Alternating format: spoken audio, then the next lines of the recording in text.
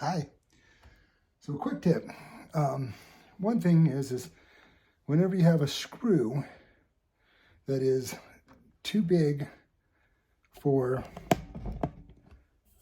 the wood, and you know it's going to go through your wood, one thing you can do real quick, and I don't know if you can see it, but here, let's bring this up here. But obviously, that's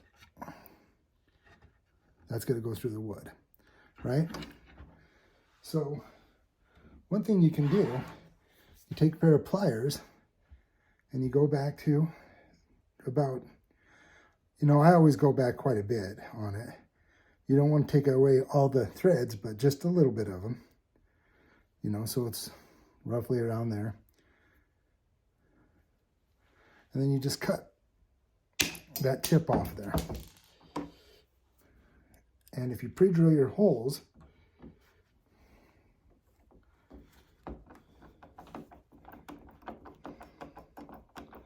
when you go to put it in, it allows it to go right in the hole, and it doesn't split. And obviously, not obviously, but you can see it didn't come through the other end. Thanks.